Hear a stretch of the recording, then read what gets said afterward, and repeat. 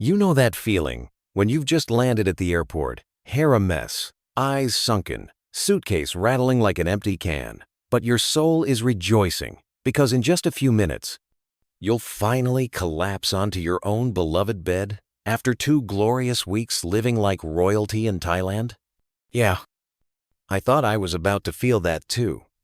Until I got home and saw a police cruiser parked right in front of my house. Okay, deep breaths. Maybe someone called the cops about a missing cat or pigeons throwing a rave in my chimney?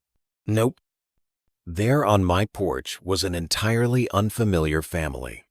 A man, a woman, and 2 kids chewing marshmallows like they were hanging out in their backyard.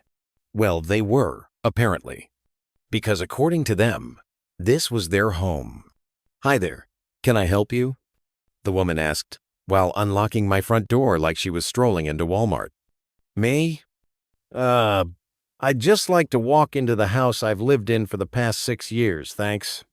The cop stepped forward, giving me the same look you'd give a guy trying to sell you fire insurance out of a van.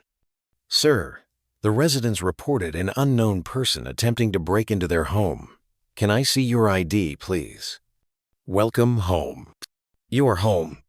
Which got sold while you were sipping coconut water in Phuket. I pulled out my passport, the only thing I had to prove I wasn't some homeless guy cosplaying as a homeowner. This is my house. I've lived here for 6 years. I was just gone on a 2-week vacation. The man, the new owner of my house, looked at me like I'd just exhaled directly onto his daughter. We bought this place 10 days ago. Everything's legal. Deed, wire transfer, the works. Excuse me? I went on vacation. I didn't list my home on Zillow. Where's my West Elm dining table? Where's my Angel Soft Black Friday sofa? Gone. Replaced by brand new IKEA chairs and someone else's storage bins. The home I used to call mine now looked like an Airbnb I never booked. I tried to stay calm. Maybe it's a mix-up, a paperwork glitch, bank error, a cosmic prank. But then, the white SUV showed up. And out stepped Karen. Blonde bob, oversized sunglasses, white blazer, and that smug smile like she'd just sued someone for planting a cactus 2 inches too far left. I exhaled sharply. Oh no, not her. Anyone but her. She strutted over, waved at the officer like some HOA mafia godmother, and declared, I know this man. He abandoned that house months ago. Oh, Karen, you picked the wrong guy to mess with. I stepped up onto the porch, my heart pounding like a war drum. The strange family was handing papers to the officer, a notarized purchase agreement for my house, dated 10 days ago. I froze. Excuse me, who are you? The man asked, blocking the front door of my own home. I'm the owner of this house, I practically shouted.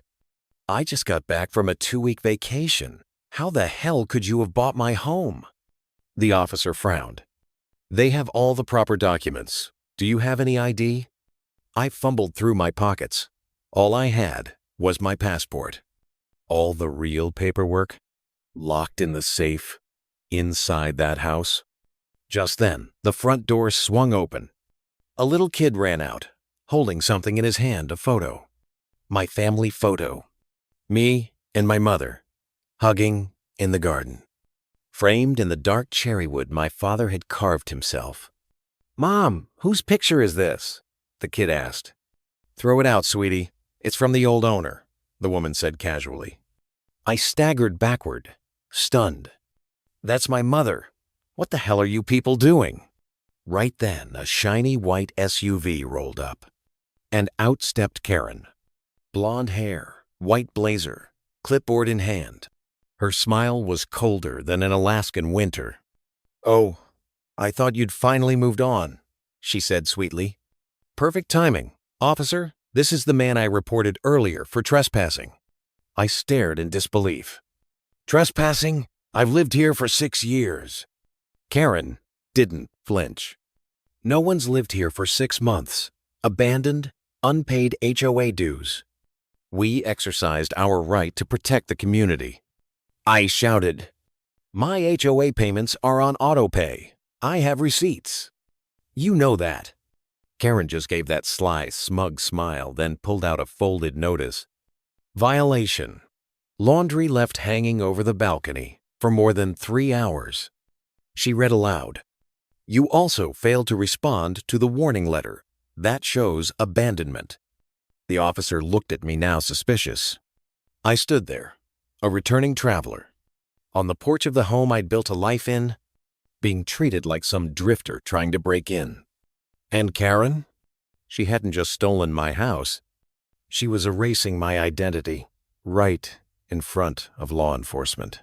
That night, I lay flat on a lumpy bed in a 3-star motel off the interstate, where the pillows were fluffy, but my faith in the HOA was flatter than my sleep. While everyone else was binging Netflix and chomping on fried chicken, I was on Google typing, "Karen HOA stole my house. Did anyone survive?" That's when I found her. Attorney, Jessica Ramirez. Female. Latina. 5'3". Black-rimmed glasses. Eyes like she'd sue you for placing a stamp half an inch too far to the left. I told her everything. Karen, the forged documents. Strangers living in my house. The cops thinking I was the intruder.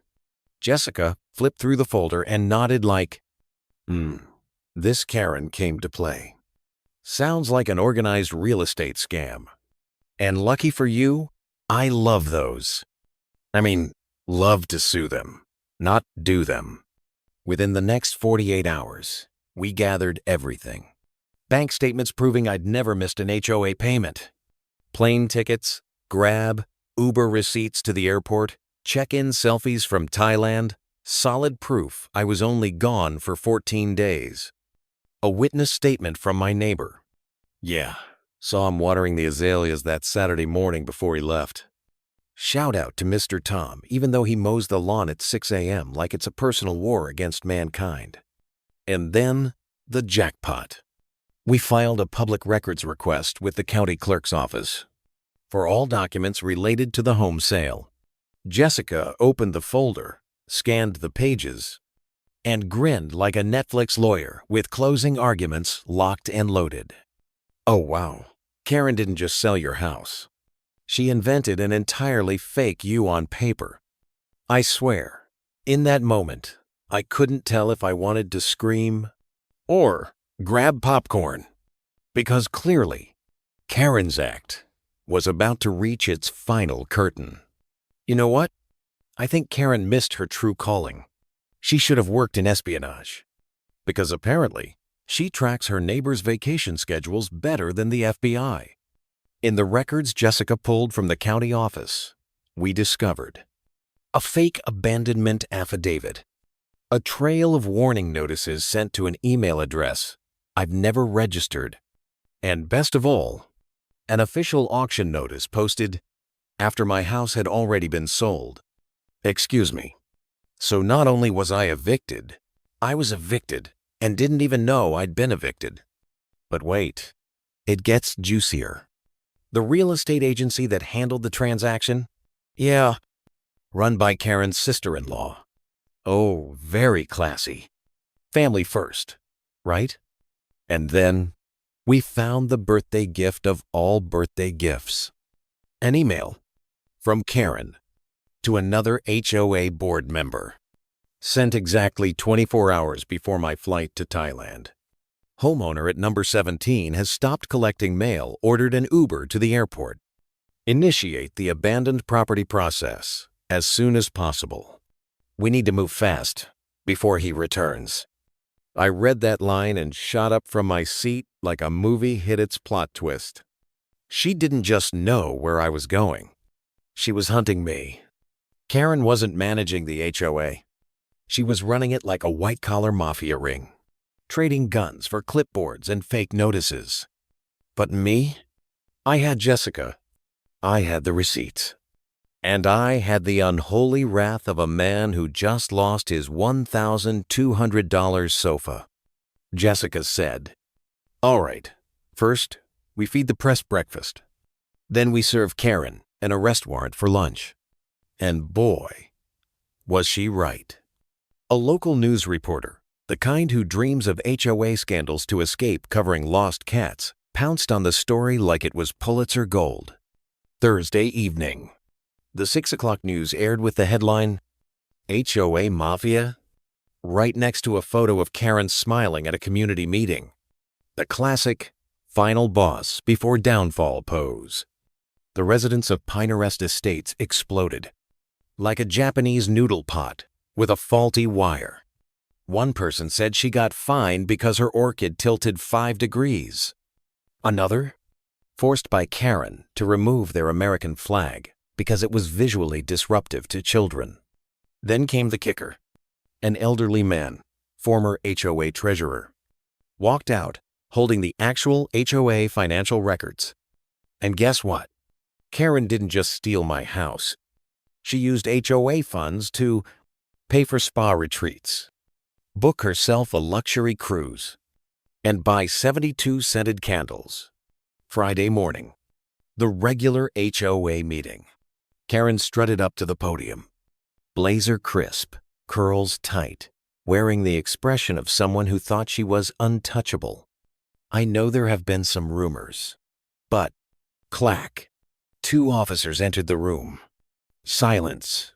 Miss Karen Wilkinson, you are under arrest for property fraud, embezzlement of HOA funds, and falsifying legal documents. One resident caught the whole thing on video, posted it to TikTok. 3 million views in 6 hours. Karen screamed, I did it to protect this neighborhood. I'm a hero. A hero. No, Karen. Heroes don't use HOA dues to fund vacations in the Maldives. Karen now lives somewhere with no clipboard, no HOA, no spa, just orange jumpsuits and limited shower hours. The judge denied her bail.